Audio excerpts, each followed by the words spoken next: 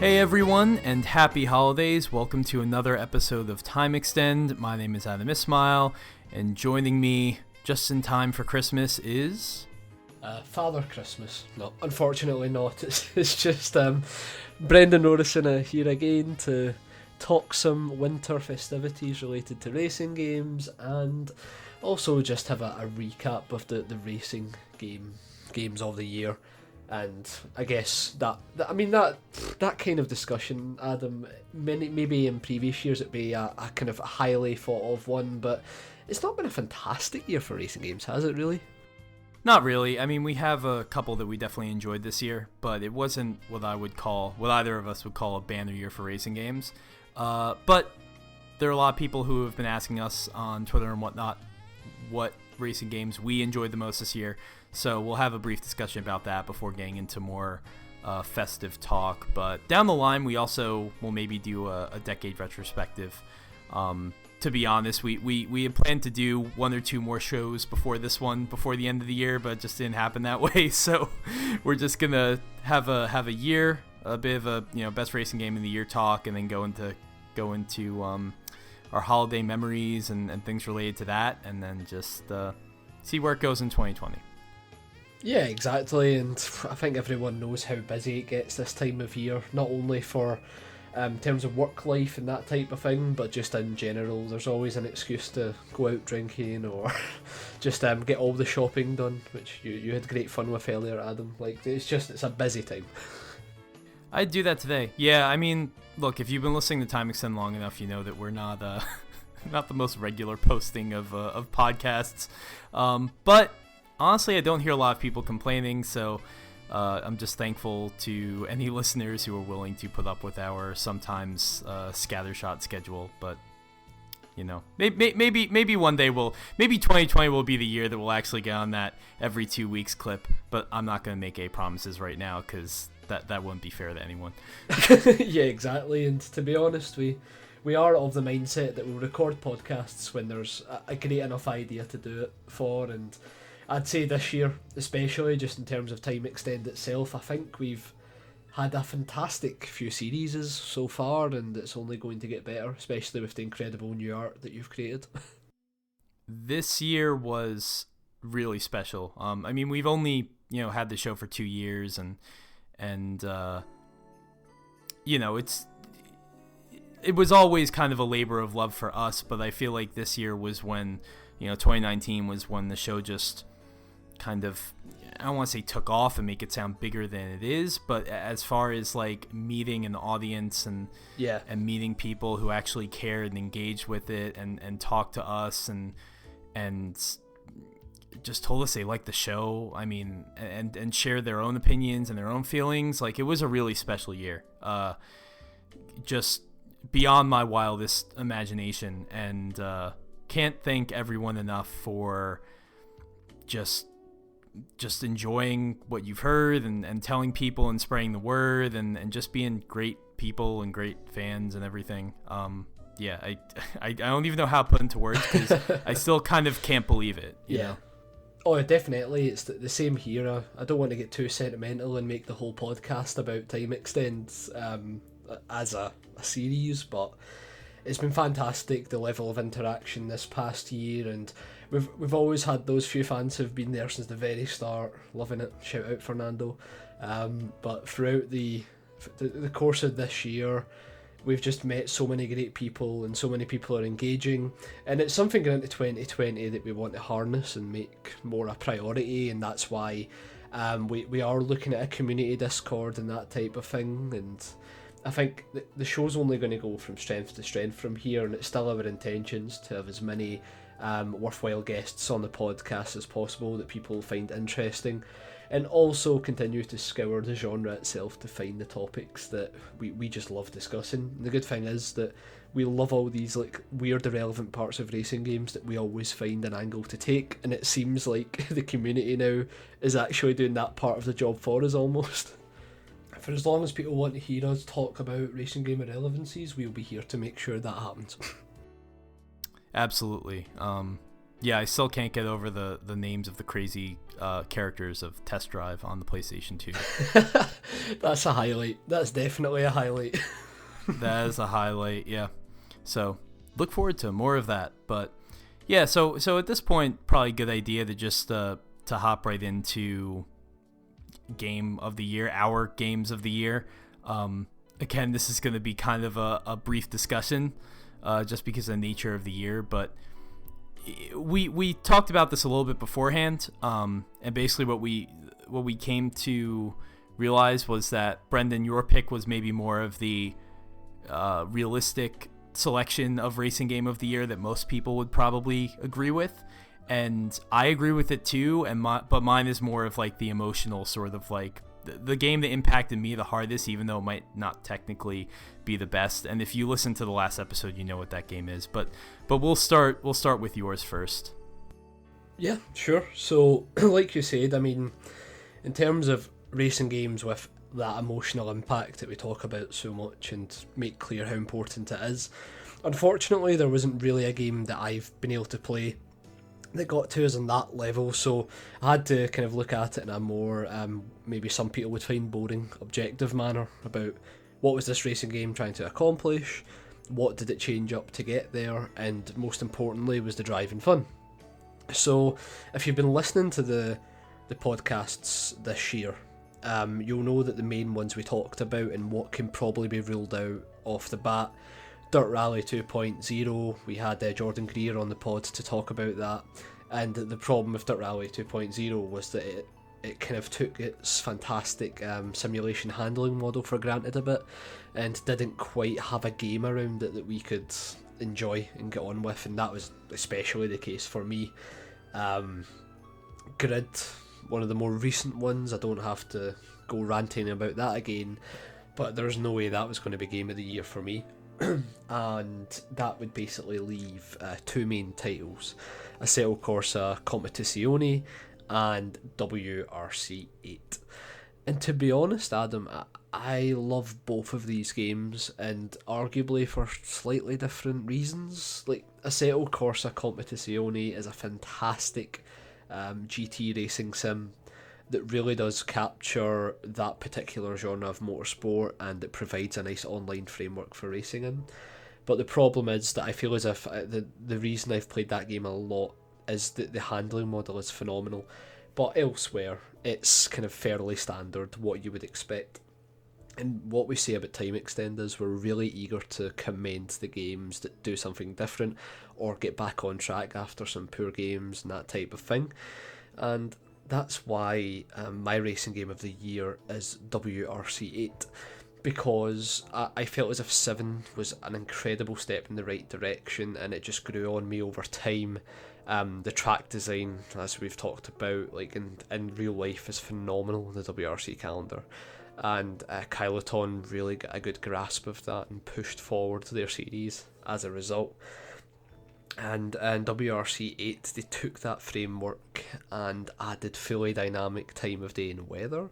They added an incredibly, for the genre, detailed career mode, which included team management, overall kind of club management at that level, hiring staff, R&D, all of that type of thing, and wrapped it still in that driving model that they have kind of perfected recently in terms of accessibility but also difficulty. So for me, it's got to be WRC8, because I feel as if Kyloton have done such a fantastic job for such a niche game. Because that's the thing, like, rally games can sell well, like the Codemasters does well with Dirt, reasonably speaking, but in terms of the WRC series, it's not something that sells incredibly well across the board. It's not a series that has any form of expectancy, but I feel as if the momentum from this year that they carried over from the previous game, I've just got to call that out and say that the guys are doing a fantastic job, and it gets, from one of ourselves anyway, the Time Extend seal of approval for the year. Yeah, I mean, I totally agree with all that. WRC8 is the rally game that I wish more rally games were like these days. It's funny because Codemasters has kind of been, to a lot of people, I think, the gold standard in rally titles, but if there's anything that I think has become clear, especially from WRCA, that's that it's not so much Kyloton looking to Codemasters for areas to, for things to learn. I think Codemasters needs to look at the rest of the market, which at this point really just consists of Kyloton, and just trying to figure out where they can borrow some of those just insights, because like I think there's no question that Dirt Rally has the physics side of things down, and the feel on the stage is great, the gameplay is excellent, but all of the stuff that Kyloton has done in WRC 8 from a career perspective, from a single player perspective, around the experience of actually driving in that game is, I think, what a lot of people want to see. Yeah, and that's all we can ask for at this point in time, where, like you're saying, it's almost as if you've got that driving model down, it's easy to just think, oh, all we need is cars and tracks then, and that makes a good game. We've discussed this a lot. For the racing genre, that's never really the part that makes a game great in our eyes. And it's good to see Kyloton are clearly invested in replicating the full WRC authentic experience, and that goes beyond what happens on the track. But the fact was, they still improved that element of it as well. And to be honest, it's pretty impressive that it does have that dynamic time of day and weather in there, because it's something that Codemasters can't really boast at the moment. Yeah, and it's really well done too. I mean, the way that, weather conditions can change in stages, and just like, I was pretty amazed by how absolutely soul-crushingly difficult it can be at night, for example. Especially when you're doing some of those like extreme condition trials where in the career mode, where your car is absolutely like within an inch of its death, and you're driving through torrential storms and everything. It reminded me a lot of some of the harder night races in Drive Club, where you're dealing with snow, of course, on like the Norway tracks or whatever, and just it's honestly more than anyone ever wants to deal with, but at the same time, it's like I don't mind, and I would hate it if like every single stage, every other stage was like that, but every now and then for those kinds of really awful scenarios to rear their ugly heads, that's what rallying is. So it's cool when you get to a stage like that. It's like, oh fuck, like what the hell am I gonna do? But it's also, I mean, it's great to be surprised like that, because rallying is, what is rallying if not just one surprise after another? So exactly, and they've replicated that really well. The career mode was the one part of WRC 7 that a lot of reviewers had contention with, saying it was fairly standard, which was fine, and they totally fixed that this time around, and still kind of got the snub, unfortunately, when it came to Racing Game of the Year discussions. But for me, it's thumbs up, Kyloton. Keep doing what you're doing, and I think that the series is only going to go from strength to strength, and they'll want to hold on to that WRC license as well, because it might not be a massive seller, but it'll definitely be something that the studio and Big Ben as the publisher, they would love to continue to hold that, especially as Codemasters kind of focuses more on Dirt Rally and gets success in that regard. So what about yourself then, Adam? I mean, I've kind of said all I would say about WRC, unless you've got anything to add. No, pretty much covered all of the bases there. I guess onto my favorite of the year, and like I said, this isn't going to be a surprise to anyone who listened to our last episode, but it's actually Need for Speed Heat. A game that, is not perfect, that I have my issues with, but just like it's so perfectly captured what I want from an open world street racer in a way that games have not in so long. I mean, since like, I don't know what, since like Burnout Paradise maybe. Like, I mean, obviously a very different kind of game, but if we're thinking about like the last 10 years, like, God, I don't know that I've enjoyed an open world racer this much in a long time. I mean, like, Midnight Club Los Angeles was great, but I think that was like 2008. Like, It's scary honestly, to think that. I know. I mean, it's well over 10 years, and that's Man. that also plays, really nicely into the, best racing games of a decade discussion we might have one day. But yeah, just Need for Speed Heat, like it works. And I was actually listening to the episode that we had done last where we talked about it again, and you made a really great point, which is that like you don't know if EA can really or Ghost Games can really like cash this check again, in as much as like, they made a great kind of revival or send up of the classic open world Need for Speeds of old, and it doesn't really try too much new or really challenge conventions in any way.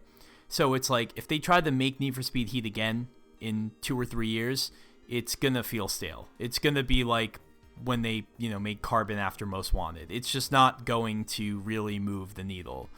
But the fact that we haven't had anything like that in 10, 12 years, and the fact that it's a very solid game all around, it doesn't take a lot of chances, but at the same time, like, I can't really complain. The handling's good enough.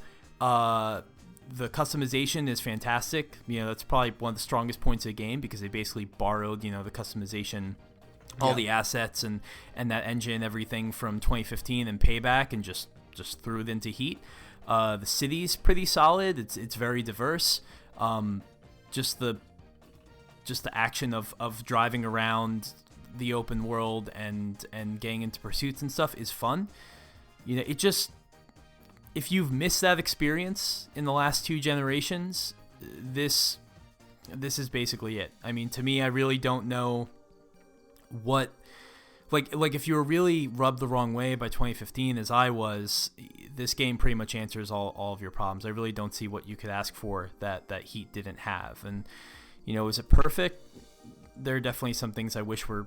I don't think the pursuits are necessarily perfectly balanced. I wish there were a couple game design decisions they could have made, but God, when I play it, I mean, it's like being transported back in like 2005 in the best way possible. So in terms of like emotional appeal for best racing game of the year, that pretty much is all I have to say about it. And that is like what sums up Need for Speed Heat. Like anything you've talked about it, you've harked on about the fact that they remembered that it's a game, and I know that sounds silly, but I think you've talked at length about like why Forza Horizon doesn't really tick the box that you're looking for. Need for Speed Heat obviously prioritises that element of merit in terms of earning cash, upgrading your car and it meaning something. There's a lot of people that love the idea of a sandbox, playground, whatever you want to call it, where you can pretty much do what you want with not many blockers, but I think that the conversations we have, it's clear that is an important element of racing games, and to be honest, maybe now more than ever, maybe developers have forgot that, or creative decisions are made to make sure that people get as much access to the content that the game has to offer, whereas Need for Speed Heat, it seems to have that perfect level of challenge based on what you're saying.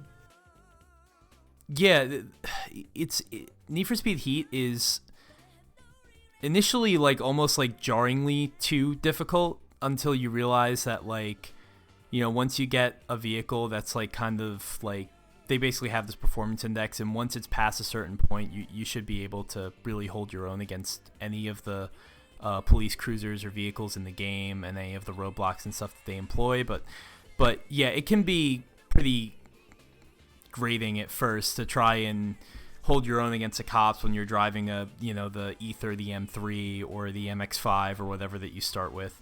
But eventually you get to a place where you feel comfortable, but even that discomfort, like you feel like you're rising up the ranks, you feel like you're in the spirit of the game making a name for yourself, and you're actually holding your own against the cops, where it's just like, when I look at Forza Horizon 4 and you're constantly being told that like you have what it takes to be the greatest of all time or whatever, and just everyone loves you, and that you're and you're not, from the beginning, you're not maybe doing anything to justify this level of praise. Like, you can come 11th in a race of 12 people and still take home 20,000 credits for no reason whatsoever. and be given like 5 super wheel spins, and you're like, what am I racing for? What's the point of all this? I feel like Forza Horizon is a game that's spoiled for choice, and it is very technically impressive, but it's very much a game that says make your own fun. And let's be honest, not everyone plays video games for that experience. Agreed. Some people play it for a more more open-ended experience, and some people want something that's a little bit more linear, where they're presented with a challenge and they want to rise to the occasion. And if you consider yourself one of the latter camp, then Need for Speed Heat is definitely that game. More than Forza, at least. Yeah, because the thing about Forza Horizon is, like, I'll go through these random spells of wanting to play it, and then when I'm actually playing it, I'm like, what do I actually want to do? That's the main issue. But, like, even with the more not so good Need for Speeds in recent times, anytime I play them, I know exactly what the objectives are. So if they've managed to take that element of the games and actually put a great game around it, then, to be honest, I don't know why I haven't played it yet. It's really on me, but I think I said last time around, my intention is I've got a good few weeks off work now as we move into the festive period, and I'm definitely going to be getting the Origin Unlimited trial, I think that's what it's called, so that I get the chance to play through Need for Speed Heat, because it's a glowing recommendation from yourself that it's your game of the year.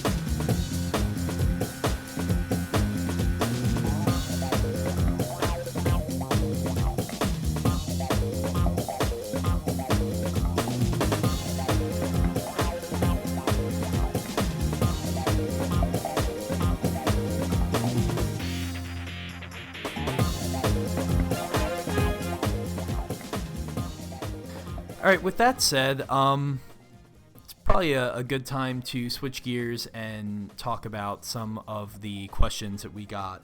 Just Christmas-related survey questions that we asked the community. What would you guys want to hear as far as like festive-related racing game memories and whatnot? And we got a couple of good responses, and we handpicked 3 of them that we're going to kind of dive into because we thought they had the most potential for a good little chat. And I guess the first one we'll start with, and we were really racking our brains about this one because I can only think of one off the top of my head,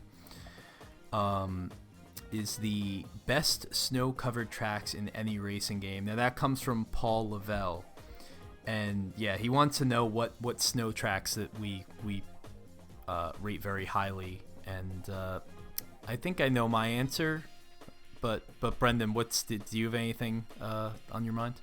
So, for this one, it was actually Paul himself kind of referenced what it might be, and it is the case.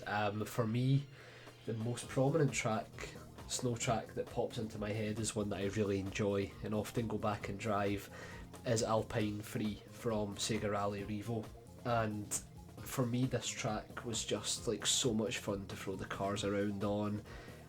You've got like a classic tunnel section that almost emulates the forest track from the original Sega Rally, but there's like a certain segment where it is this little untouched snow basically until you drive on it, and because of the in-depth deformation physics on the actual track itself, it means that you get this like really cool effect as the slush kind of leaves the tyre marks, and if you're driving alongside another car you can see that happen for them in real time as well. And each time, it's one of the very few tracks in the game where the deformation makes a difference, because each time you do a different lap, the snow is basically decimated, so you've got this like really slushy, slidey driving experience that manages to be more slidey than the base physics themselves. And yeah, it's just a really fun drive. in Revo, there's like the Alpine tracks all have a kind of a snow segment or a wet track segment, but Alpine 3 just introduced half a track of like untouched snow with some nice right-handed turns and stuff as well to navigate, and it's just great fun. Yeah, so when he said Alpine, I was unsure. Like, I said, I think I was saying to you before the show, like, yeah, I agree, but then very quickly I was like, but wait, which Alpine track? Because there's, in Sega Rally Revo, there's all of the venues, there's the locations, and you have a couple different ribbons within those locations. But I think we're talking about the same one, because this is the one where you kind of go up the mountain, you get to a certain point, it's all just snow. And then you hit that downhill tunnel section that's like really fast, and you're back to the asphalt again, I think. That's the one, and it's so fast when you're driving the legendary cars in the game as well. Like the speed is insane. It's a difficult track to drive. It just becomes this like crazy downhill slalom, if I remember correctly. It gets super kind of tight up top as you're going up the mountain, and then coming back down. It's just pretty much a free fall. Yeah, it's a great one. I think it was in the demo as well for that game. Yeah, and so I probably drove it more than like any of the other Alpine tracks. Yeah, I mean, for me, Alpine 1, I think I've said before, that's like one of my favourite Sega Rally tracks of all time.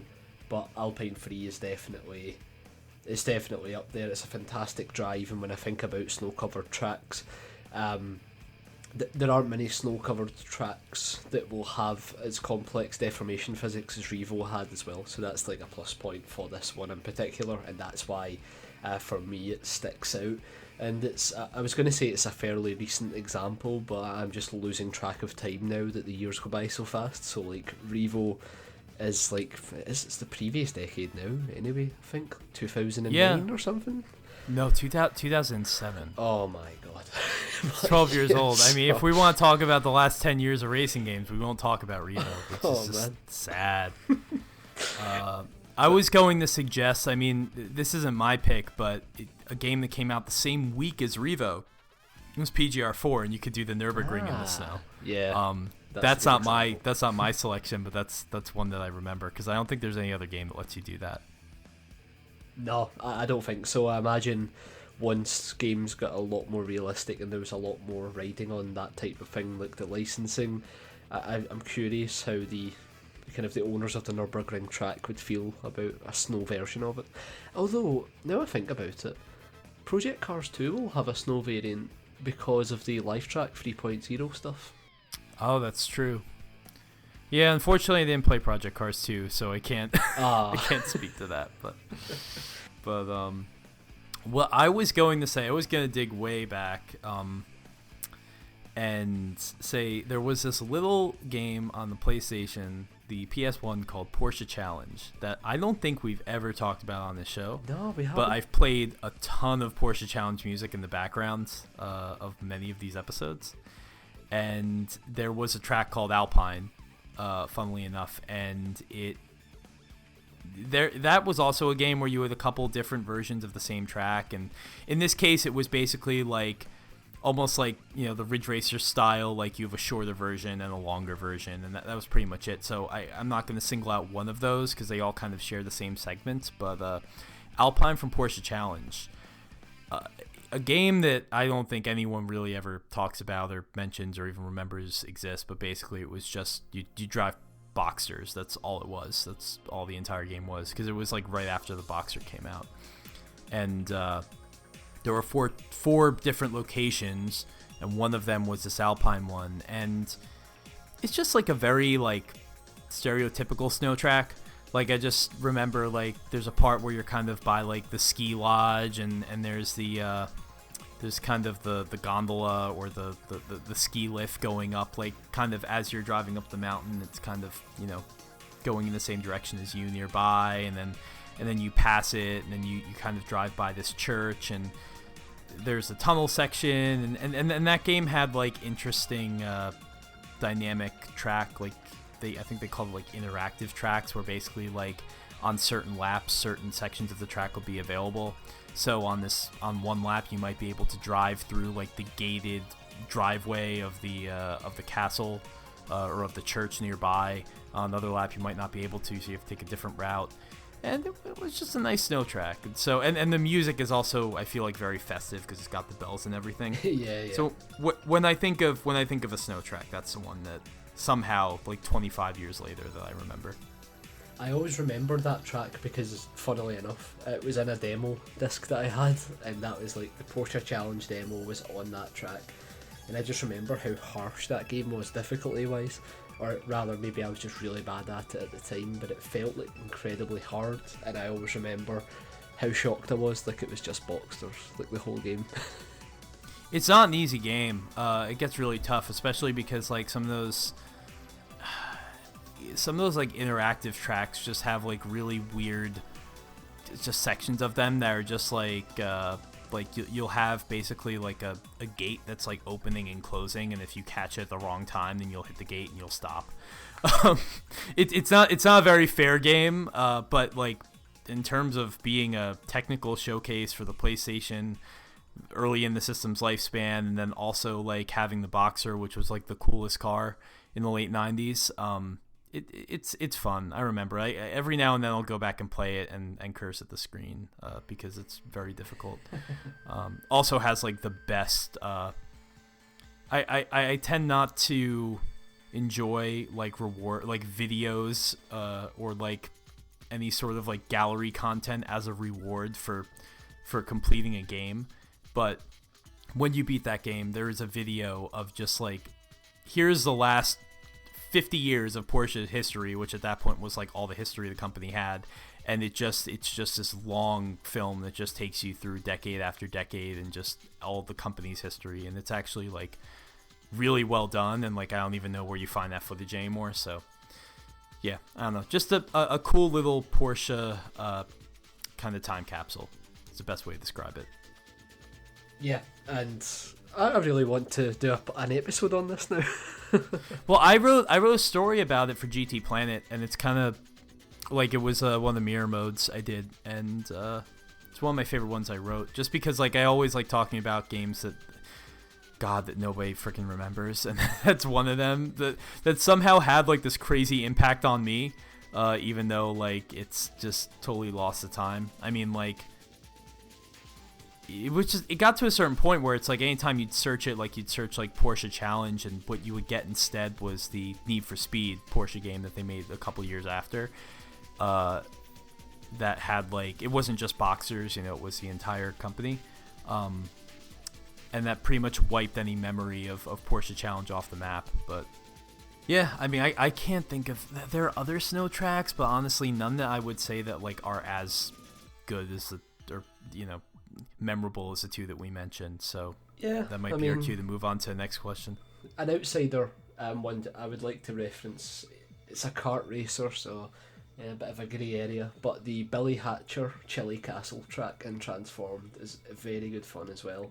But it's like, because it's a kart racer, there's always snow tracks in those games, but I just felt as if it was worth mentioning because it also allows us to get our Sega reference in for the pod. Yeah, well, I mean, you did say Sega Rally Revo, so that's actually like the second Sega reference. Yeah. And you've talked about like, is Porsche Challenge considered a Need for Speed game? No, not Porsche. Well, see, you're just guilty of the same thing I just said, because Porsche Challenge. So Porsche Challenge was actually an SCE Europe game. Oh wow.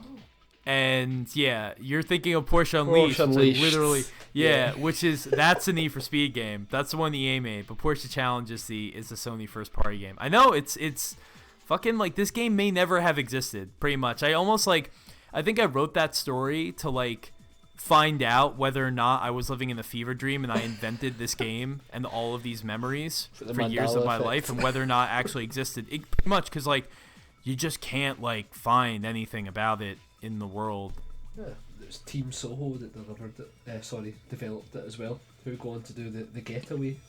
Interesting. Yes, yeah, they did Getaway, which I never played, but I mean, it just seemed like GTA in London, right? That was basically the whole idea. Yeah, it really was as simple as that. Yeah.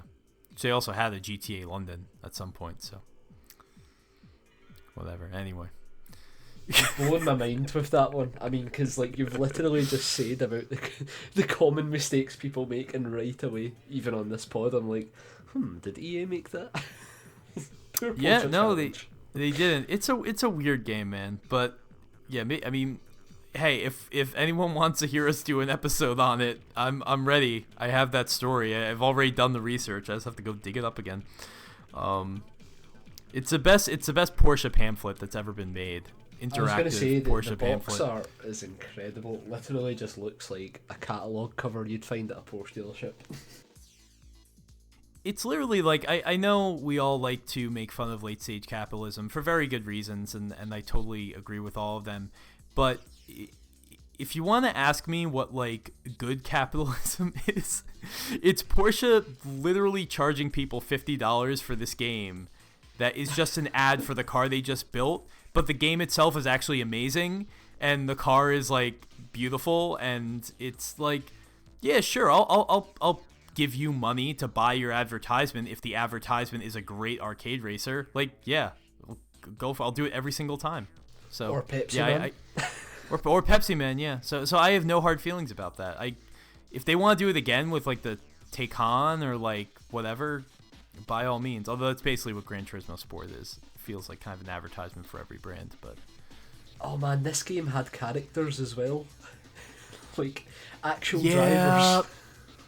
Yeah, so they were all like these they were all these stereotypes. They were all these different racial stereotypes. It was kind of amazing. They weren't like, I wouldn't say they were like as offensive as like when we talk about Test Drive, how they're just like totally fucking cartoon characters.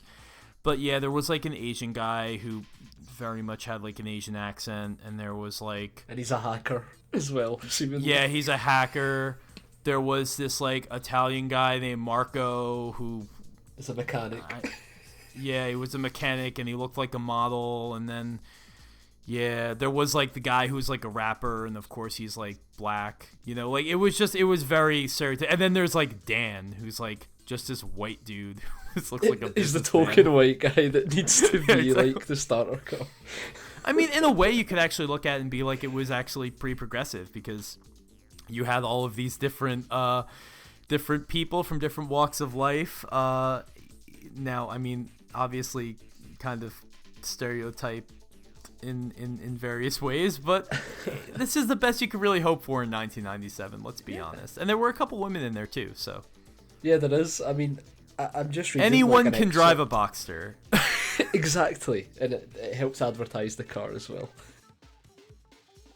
But the weird thing is, I'm looking at an excerpt from the manual, and it says that characters' reactions will vary as the race progresses. For instance, if you're playing as Rachel, don't expect Dan to love you for long if you keep ramming his car. Yeah, so I guess the characters like kind of liked each other. Like some of them had like friends, and some of them were rivals. And if you would hit them like during the race, they would like yell something to you, like just hey, knock it off or Yeah, whatever. I remember that. Yeah. But I remember like I would always be the hacker Takabo, and because the other thing too is all of these cars that are associated with these drivers are a different color Boxster. So if you want to drive the yellow one, then you're one of the girls. If you want to drive the silver one, I think you're Dan. So I drove the red one, and I was the Japanese hacker guy. And anytime anyone would hit his car, he goes, "My Boxster!"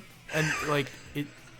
Totally out of place and very strange, but I mean it's actually pretty impressive because they had like fully modeled like humans in the cars, you know, and this is a PlayStation 1 game, and you could actually see your avatar driving the car, and they were all convertible Boxsters, so they weren't closed cockpit, which I mean doesn't really count for much now, but they really did take the whole character shtick like as far as it could go in that game for whatever reason. That's so weird. We need to talk about this game in more in depth at some point. Yeah, we should probably move on though. Yeah, probably. I'd say that's a good idea. We've talked about this one for a while. Oh my god, we haven't even gotten past the first question technically. So this one is from a coworker and good friend of mine, Mike Andronico. Go check his stuff out at Tom's Guide, because like me, he writes for that site. And he asked, what were the best/worst racing games that we've gotten as a gift? And I actually have a couple good answers to this one. But Brendan, I'll let you start off again. Yeah, no problem at all. So, games as a gift. First we'll go for the best one that I've received, the most memorable. It's going to be maybe a bit of a boring choice, but Gran Turismo 4, I got that for Christmas one year. Coming off of Gran Turismo 3, I was just so goddamn hyped. And I think the scale of Gran Turismo 4, the first time you play it, it would blow anybody away, especially for myself as a younger child at the time. Just how cool the game was, and I just remember like the entirety of Christmas morning just like obsessing over every little detail that Polyphony had put in the game.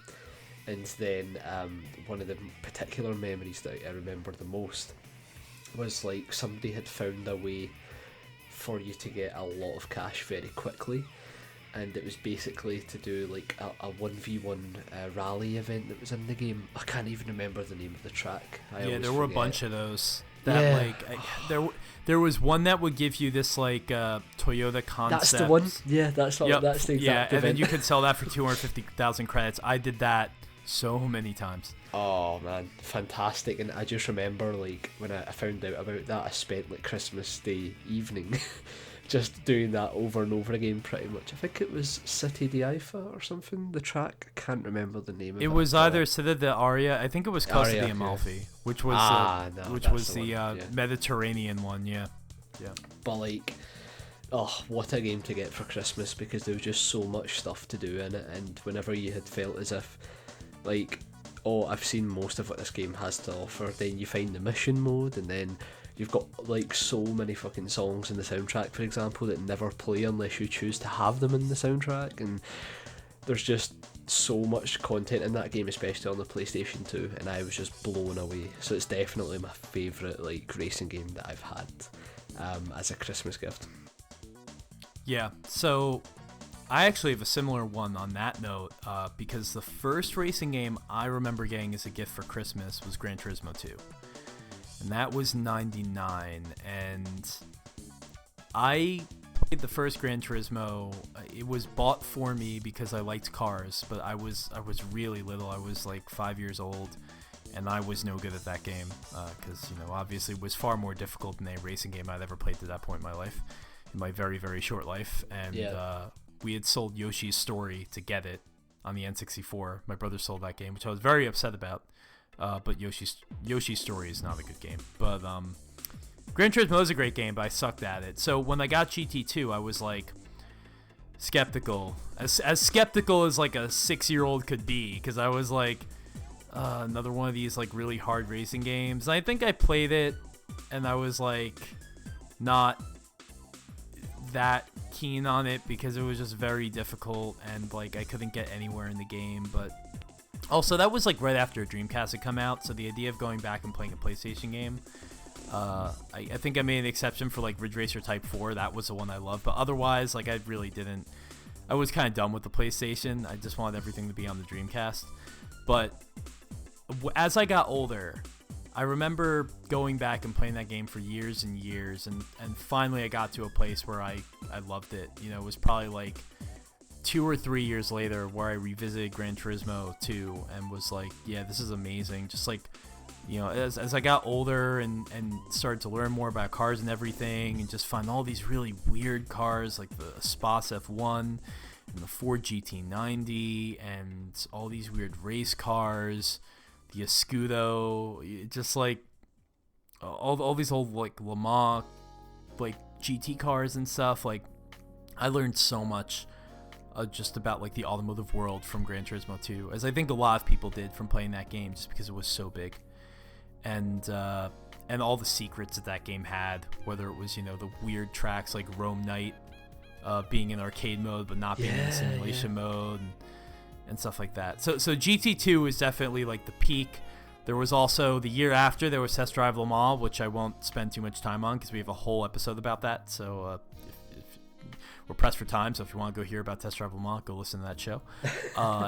And you mentioned him earlier in the show. A friend of the show, Fernando, will very much appreciate in 2003 when I got R Racing Evolution for Christmas, which I did have a lot of fun with. That game is not amazing, but for whatever reason, I really enjoyed it. It has the stupidest like pressure mechanic I've ever seen, where you can just like follow somebody. If you follow them for like more than 5 seconds, they freak out and they can't deal with the pressure and they spin off in front of you for no discernible reason. But really cool car lineup and just like that cool like Namco aesthetic, early 2000s, late 90s Namco aesthetic. It was a fun game for the time. So those are my good Christmas racing game memories. And I do remember one year for my birthday, my friend gave me Test Drive 5, I think. Yeah. And that was definitely the worst. That game is awful. Oh, what was so bad about it? If you could sum it up, like, why does it suck? You ever play any of the PlayStation? Well, really any of the Test Drive games that are just like the straight up, like the Pitbull Syndicate, Accolade Test Drive games? Yeah, they're all, yeah. Right. I mean, so they're all really bad. They're all Sure. really, really bad. Like they're all like if you took Need for Speed but maybe like cut the budget into a quarter of what it was supposed to be. Like the game, like everything about the game was just like janky. Like the car models were janky, the handling was janky, the tracks were janky. Just everything was terrible. It was literally like a game made by a team of people that was either too small or big enough and didn't know what they were doing. I don't know. It just those were not good games. They were just horrible. Yeah. And in terms of that comparison, then would you say it's like shitty Atari era V-Rally to Colin McRae Rally, like in terms of like the relationship between what you would want that game to be based on other series? I mean, Test Drive for me, I don't have a massive amount of experience with it because, to be honest, I kind of got the vibe that they were a bit iffy. No, I would say the V-Rally criticism is unfair to V-Rally because I don't think those were bad games. They were just not as good as like Codemasters Rally games. Whereas like, no, I'm so like, to be honest, I've only ever played Test Drive 5 and 6, and I'm not gonna talk about like the Genesis, I think, or SNES games, the sprite scaler games from like the 16-bit era, because I think people did like those. But they were, those were 2D sprite scalers. Those are a completely different thing. But when that series made the jump to 3D polygons, I think it was with Test Drive 4. I don't think Test Drive 3 was on the PlayStation, but I think it was Test Drive 4, Test Drive 5, and then Test Drive 6 was on the Dreamcast. Those games are they're just so bad. Just I just don't really know how to describe. Like literally everything that can be bad about a game was bad about those games. They were not fun. They sounded and played terribly. I'm sorry if you're listening to this show and you worked on one of those games. I just did not have a good time with them. I would much rather. I think they really felt to me like basically much worse versions of the comparable Need for Speed titles of the day. Like given the choice between the two, I would take Need for Speed every single time. So that's really all I can say about it. I think the one I was given, Test Drive 5, it was probably like a PlayStation Greatest Hits title, so it was cheap, which is why my friend's mom bought it. I think that's what it really comes down to. Yeah, I mean that would make sense, and I think in terms of my choice as well, it's a similar situation. The game I'm going to choose, and maybe you've not even heard of this one before, Adam, so I'm curious to hear if you had. It was a game for the PlayStation 2 called Grand Tour Racing 400. Does that ring a bell at all? No, we talked about Grand Tour Racing for the PS1, but not. Yeah, so this, I don't even think it's related to that one on the PlayStation 1, because basically the game was, on the cover it said GTR 400, developed by Kuju Entertainment, published by Midas Interactive, and that is the important part of this story, because Midas Interactive were a well-known shovelware producer for PlayStation 2. No. And this was one of these games, like, there's a retailer in the UK called Argos, and when you bought a PlayStation 2, it would have the typical, 10 games comes with this console. Like, wow, 10 games? Like every parent's dream. but it'd be like 10 Midas Interactive games. And basically what happened one year was like my auntie bought my cousin a PlayStation 2 with the 10 games, and being naturally thrifty decided to gift people one of those games. And because I'm a racing game fan, I end up with GTR 400, and it's such a strange game. Like, it's got 2 cars in total, and they're both licensed, which makes it pretty interesting. It features every single picture. Yeah, I'm just gonna jump in and say every single picture. I'm looking at this right now. It's just a Mosler. It's just whatever Mosler. I don't even know what the hell it's called, but I remember this car, seeing this car a lot in like the early 2000s, and it's the only car in this game. It's the Mosler MT900 is the exact model, but then oh my god, oddly, it also features the Ascari A10. Which is a never released car. Oh, I found it. Yeah. I found it. Okay. I found the only other car in this game. Wow. But yeah, so this shovelware budget game that could have many fake cars instead goes for 2 licensed, obscure, odd choices as the cars that are in the game. And the funny thing is, the Mosler is like the only thing you drive for like 90% of the game.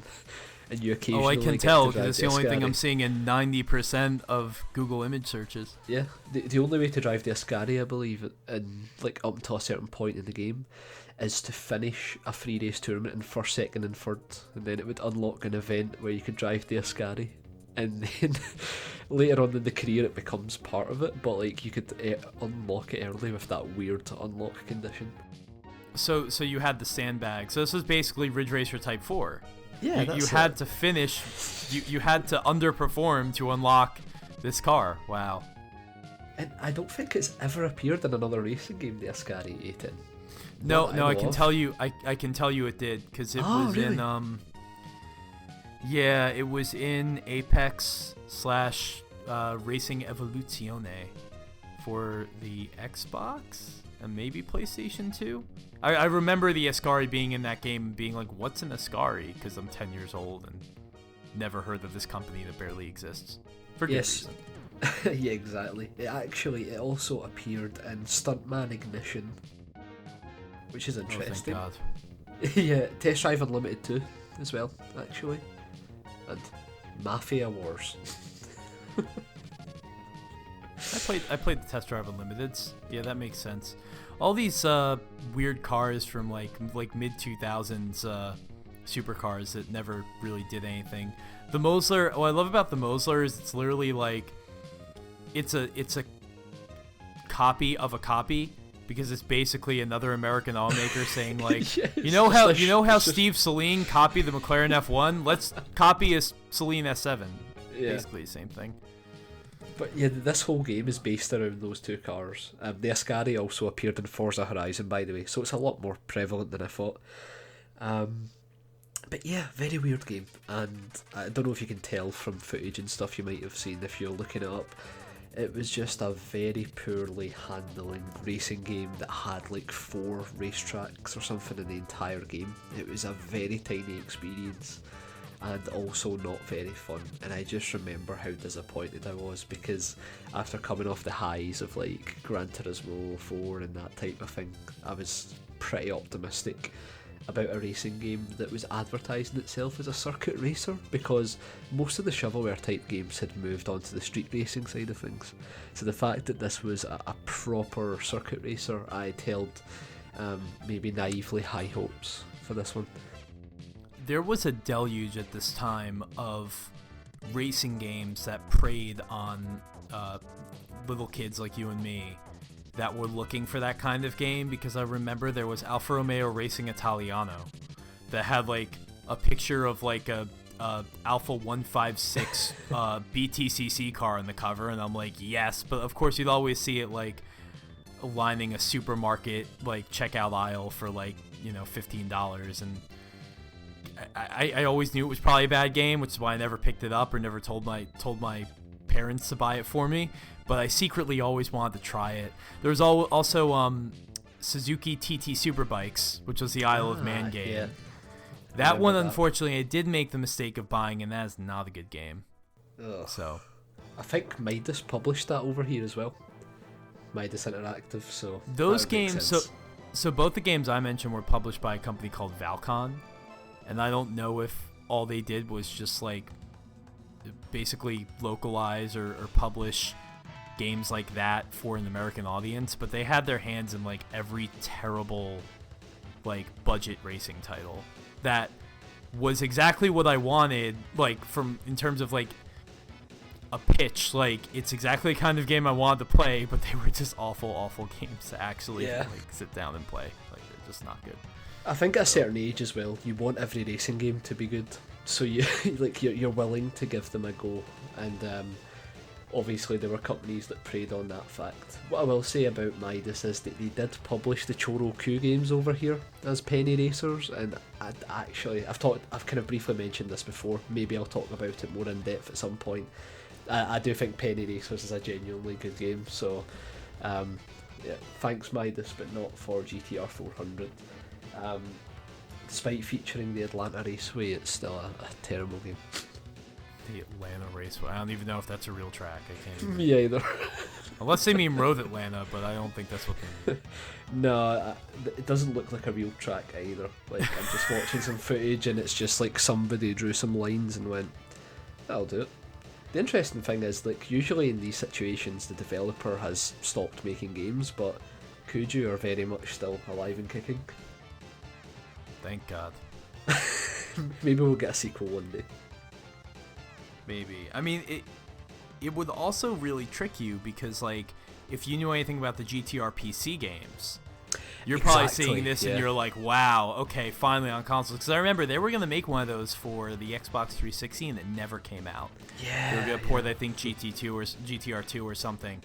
And I was really excited for that because I didn't have a PC. I didn't play those games. But those games were like, those were the sim racing games. Back in, like, the mid-2000s, it was like, everyone was crazy about like, I think even before R Factor, like, GTR was it. But they never came out with it on console until Race Pro, which was like not that great, and I think at that point people stopped caring. But anyway, see these rabbit holes we can go down, just like one game into another game. Just seriously, it never ends. The fun never stops on Time Extend. It really doesn't. Yeah. Well, with that said, probably a good time to move into the last question, which is from Will Sonic, who has this great picture of a Nissan Skyline R32 Super GT car. The rim of this car is his Twitter avatar, which I highly appreciate. Because I saw that car at the New York Auto Show, which I think is also where he saw it. And they had that there, and it was like a god. It was like one of those life-affirming moments, like, wow, like, I'm actually looking at a Calsonic Skyline, like, man. right before my very eyes. Damn. I'd be fangirling so hard. Like, that car is just... I didn't want to leave. Like, I was there to do my job. This was earlier this year. It might have been last year. I've totally lost track of time. I think it was 2019. I was there to do my job, and I couldn't because they had that Calsonic Skyline, the R32, and they also had the Nismo... I have to get this right because it's not the car everyone's thinking of that lost Le Mans like 4 years ago in epic fashion. I know what you're talking about. The Nismo GTR LM. Yep. I'm probably getting the name wrong, but the one that's silver. And in the Gran Turismo 1 intro. Yeah, they had that car there. And I think there's only one of... I think that was the only one that exists. Was the one that they brought to New York. And, oh man, I would have been speechless just looking at it because I remember that car so much.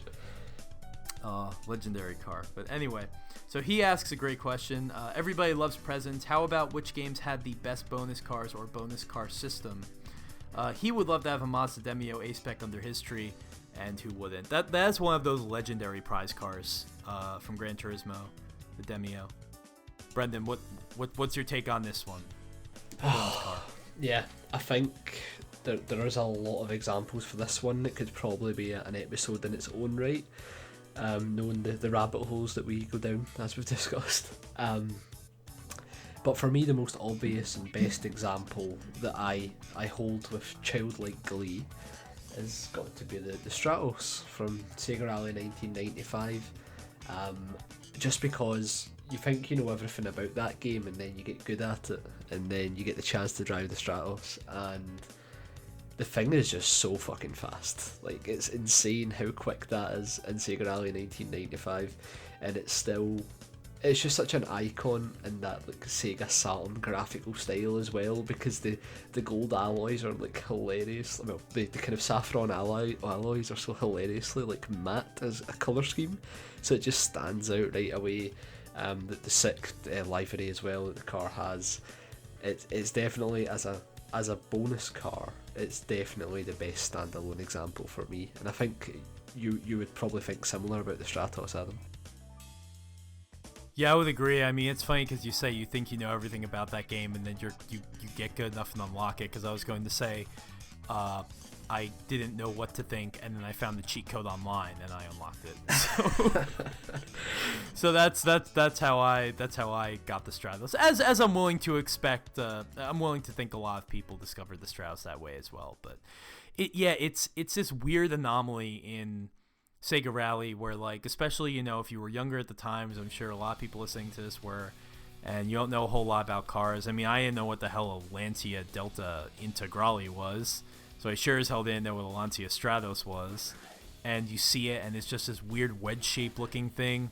And then also because of, like, the Saturn graphics and everything, proportionally it's all wrong. So, like, the Stratos is, all of the cars in that game are the same size regardless of, like, what they actually would be. So the Stratos is as big as a Celica, which really doesn't make sense. But yeah, that's what I love about the Stratos too, is that it's not only like way faster in the R2 cars, it's just like totally its own thing. Like, once you get that car, you can't really, like, if you were gonna race against a friend, you both have to use the Stratos. Like, at that point, because it's basically it's like unlocking, like, it would be like, you know, if you were playing Mario Kart with friends and they were on like 100cc and you were on 200. Like, it's just not something you can do. Like, it changes the speed of the game to such a ridiculous degree. It drives so differently. It's so, like, uncontrollable if you're a beginner. It's it's definitely like the prototypical bonus car in terms of just totally, literally just flipping the table and being like, okay, you want something that's faster? Fine, here you go. Yeah, it's an icon. Like, the Celica and the Delta are obviously the show cars, but there's no denying, like, seeing the Stratos in action for the first time, and even just, like, at the very start of the desert track, when you put the foot down and the car just goes for fucking days at a speed that you wouldn't expect. Right away, you know it's a game changer, and like you're saying, I don't know if it's just me being sadistic, but I never used to tell my friends that the Stratos was incredibly quicker. I used to just be like, I guess you just have to get better at the game, because those lap times are definitely possible in a Delta. Yeah, definitely. Great friend you were. I mean, I wish I had a friend that, when I was a kid, that wanted to play me in Sega Rally, because I was very lonely as a child. Nobody liked cars, just me. Very sad. If only Time Extend existed back then. It's alright. I'm going through therapy now, and me and my therapist are working through it, so it's okay. So, but what's your favourite bonus car though? Like, you obviously love the Stratos, but I'm guessing it isn't your pick. It's really, I don't know why this is so tough for me. I don't know. I mean, like, there's just so many great bonus cars in the long history of racing games that, for whatever reason, there isn't one that sticks out to me. I mean, I guess there are a couple of examples, like basically every special car in Ridge Racer type, or Ridge Racer 5, just kind of crazy because they're all very unique in their own way. Sure. I mean, the Angelus is, like, literally, like, it's just unstoppable. It does everything perfectly. The Devil does most things perfectly. The Soldat, that looks like a Mini Cooper with the exposed engine, I mean, It looks awesome, and the handling is insane. Then you have the Danver one that's got, like, it's like one of those crazy, like, tail fin cars from the 50s, and that thing just goes, like, accelerates so incredibly quickly but doesn't turn. So those are all kind of unique cars, and when you unlock them, they feel special. I'll tell you something though that I just discovered. I didn't know about, but I guess we're very into Gran Turismo Sport. We both enjoy the game, and I had no idea that there is a special Audi R18 that you can only unlock in the prize spins. That is the same as the regular one that you can buy from Brand Central, except it's like race worn. Oh, that's so it's so got cool. like, yeah, it's got like scratches and like kind of dust buildup and everything and dirt on it, and it looks like, I think they might distinguish it in calling it a Le Mans winner, and that might be the difference, but yeah, it looks in terms of specs, it's the same as the one that you can buy, but the difference is just like it has the appearance of a car that's been through an endurance race, and I think that is so cool. I actually didn't know it until last week. And it's those that I think that's what makes a good bonus car as well, to be honest. It isn't like it's just a fast car, it's just the legacy of the thought behind it. Like, why would you put that in the game? There's no reason to do it, but it's so fucking cool regardless. Yeah, I mean, I'm sure we'll finish up this episode and there'll be a ton. I'll just be like, oh damn, how could I forget that? I mean, Gran Turismo has had so many. There were the F1 cars, the knockoff F1 cars in GT3. Because those were ridiculous because you never imagined there was an open wheel car in that game. Yeah. And then all of a sudden you get to the end and you do some of the final championships and endurance races and you're like, wait, what's this F1 car doing in my Gran Turismo? And then, depending on how old you are and knowledgeable at the time, you're like, wait a second, this is Senna's car and this is Nigel Mansell's car and stuff like that. That was really cool. I mean, when I discovered that they had that those F1 cars were actually reflective of like cars that, some world champions had driven. That was pretty amazing. Yeah, for sure. And more games need to continue to do things like that. I know we're at the point where everybody just wants access to everything, but finding a bonus car is still one of the coolest parts of those old racing games. Yeah, I mean, can you think of anything else, or? I would say that we've kind of covered off the main ones. Sega Rally is obviously the most blatant. I suppose the horse in Daytona USA is a good one to talk about. Oh, I forgot about that. God, what's the horse's name? How did I forget the horse's name? I can't think either. Ura or something like that? I gotta look this up because I feel like a bad Daytona fan for not knowing this. I think it's URA. Uma. It's UMA. So, and there's two. And one is automatic transmission, the other is a manual transmission horse. One is brown and the other is silver. So, oh wow, that is the two horse genders are automatic and manual, as it turns out. There's also, if we're talking about animals in racing games, this is an incredibly obscure one. I'm just going to put it in the Discord so you can have a look at it, Adam. In GTI Club on the PlayStation 3. If you manage to win every single event, you would unlock the toy dog car, and you need to watch this clip because it is the funniest fucking thing. Alright, so I just pulled it up. Wow. Get ready. That's fantastic.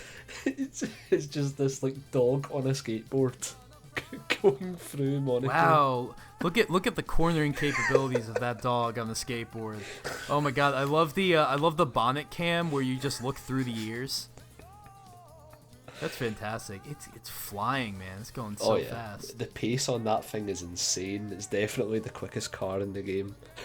A little bit of tire smoke. I love it. It's when it goes round the hairpin corners, that's the part that really makes me laugh, because it's just like the sheer racing line. It's amazing, to be honest. Good dog. I thought you were going to say the sheep from Manic CT Superbike. It's another Sega choice. racer. Yeah, another Sega racer with an animal that you could drive.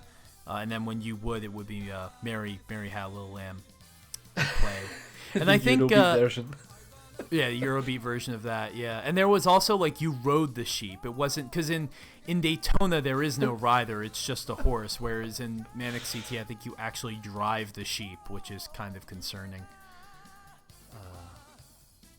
Wow, you know a lot about GTI Club. I have to put that out there. I feel like you mention it a lot. It's definitely a game that's been completely lost to time because it was a digital only release. With the licenses that expired, and to be honest, like I used to love it. Like it was fantastic. There was a bomb tag mode online that was incredibly fun, and it used to have like PlayStation Eye functionality. So like if you passed the bomb to someone, it would take a random photo of their face.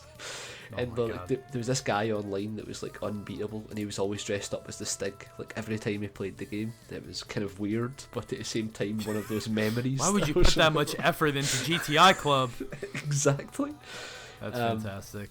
There's lots of weird things about that game that are so strange, to be honest. I just find the existence of that game to be very weird because it was I only learned like probably 2 years after I played the PlayStation Plus or the PlayStation Network version that came out for it, that it was an arcade game in the 90s. Yeah.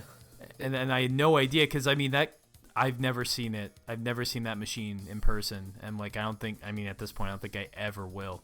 Super weird to think of like a Konami racing game in arcades, and then they made this they made this remake of it that was on the PlayStation Network. I played it, and I still didn't know, and only years later that I discover it. And I really wish I could play the original, but I don't even know if you can emulate it because it's who knows what board that was made on or whatever. It must be super like the most obscure of the obscure. It's incredibly strange as a series as well, because they brought out a version on the Wii called Super Mini Festival, and that featured all modern, like tiny hatchbacks, as opposed to the kind of older cars, and it also had a more realistic graphical style, which was weird. GTI Club had more care put into it by Konami than Enthusia ever got in terms of attention. Yeah, which is kind of sad. I mean, Enthusia one day we'll talk about in full, but a game a lot of people like that never really caught on with me. But GTI Club is more like to my sensibilities, so I want to play that game again. Yeah. I just don't know like where I can. Like I just can't, like where would I even get the PlayStation Network version of it? Because I think I bought it and I changed IDs, and now it's just gone forever because the license expired probably. Yeah, the license is long gone, so if you don't have access to the account anymore, then it's not available, and that's the sad thing about it, because it was just like it was a great fun experience. I think because it was on PlayStation Network, it kind of drew a lot of attention because it was at that point where digital only games were still a bit of a gimmick, so I think a lot of people bought it based on that. Because they added DLC later down the line that added like the modern Fiat 500, the modern Mini. There's a Bugatti Veyron in there as well. Wait, really? Randomly. Yep. It's incredibly difficult to unlock. The fact that this game might have made enough money to get DLC is The funny thing about the DLC was when the game came out, they put up trophies for the game that they had retroactively added because at the time trophies weren't Sure. Sorry, they added it in post right. because they weren't there at the start.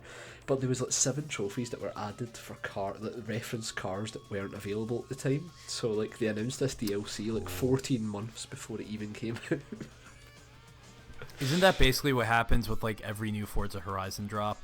Exactly. Yeah. Like somebody finds it in the code somewhere. It's like, oh, I didn't know that car was in the game. I mean, Polyphony just did that with GT Sport because they were surveying what cars people wanted, and then you see like very, very specific references like, Ferrari 488 Special and like F8 Tributo, and it's like, oh, okay, I think I know what cars you're going to add into this game. I got it.